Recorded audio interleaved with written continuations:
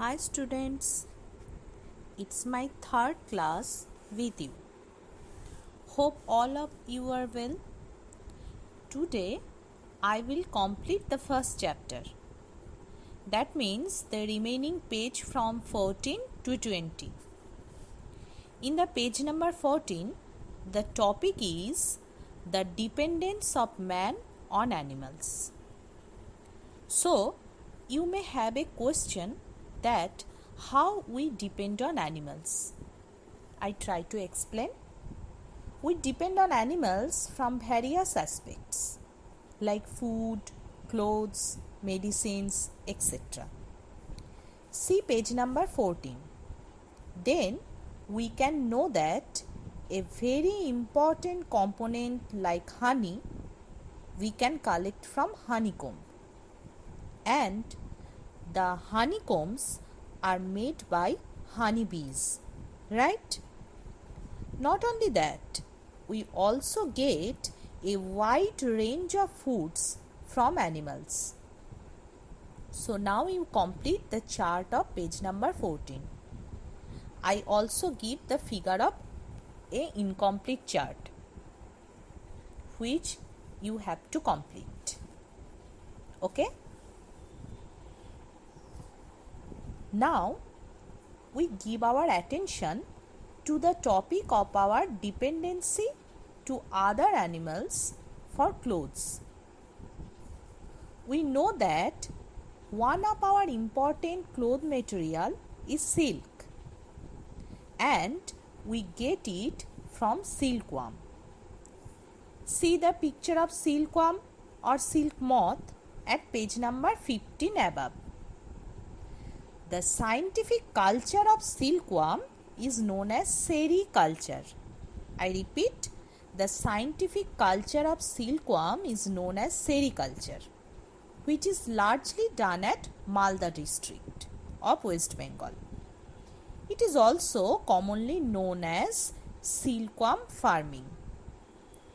For your kind information, I must say there are 4 stages in a life cycle of a silkworm, and these are eggs, cocoons, pupa and mature stage. And from the cocoon stage we get the materials of silk. I give you some pictures of cocoons for your help. Next, the importance of medicine. See page number 15. See page number 15 below. We also get a variety of medicines that may be vitamin rich from animals, like liver oil present on your text. It is very much enriched with vitamin A and D, any type of liver oil, and we get it from the liver of some sea fishes. Now, the question may arise that what is vitamin? Vitamins are the body protecting components present in food from various diseases. Say for example vitamin A, D. A is good for our eyes and D is very useful for our skin. Next, page number 16. And the topic is the animals which reduces pollution. There are some animals in our society who help us to clean our environment. Like they pick the dirty things, isn't it? Say for example the crows. We also called them the sweeper birds. Why? Because they picked the dirty things for their eating, but it helps us to clean our surroundings. Not only the crows, there are some another animals and birds also do the same, like pig, vulture, dog, etc. So, on the basis of my lecture, you have to complete the chart of page number 16 below. It's your homework. Okay? Next, page number 17. Here we get informations about those animals upon which we depend for transportation. Although we had already a clear idea about these animals in class 5, so here we repeat the topic again. We know that cow, horses, bullock, camel, etc. help us greatly for our transportation. And not only that, it also helps to transport our important goods from very ancient time. Nowadays, in the village, various types of carts are widely used. So, you complete the chart of page number 17, which are very easy.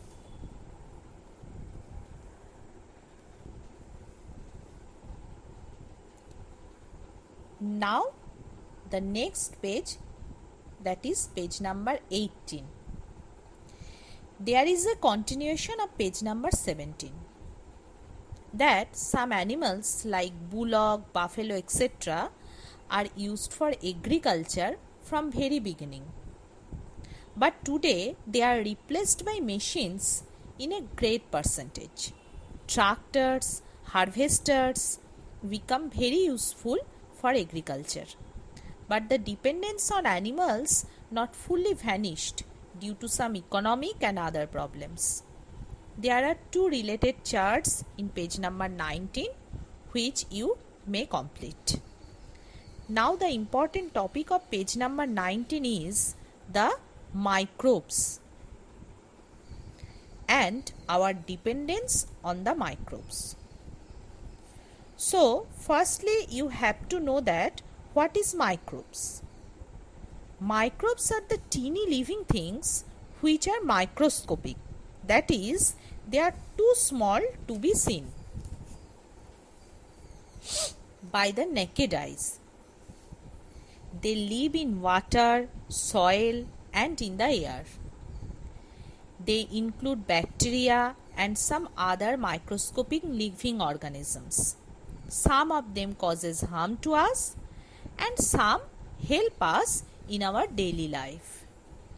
Now you see page number 20, today's last page. Here we introduce some useful microbes like lactobacillus, yeast, streptomyces, etc. Their pictures also present at page number 20 as your reference. How they help? Lactobacillus helps to make curd. Yeast helps to make bread.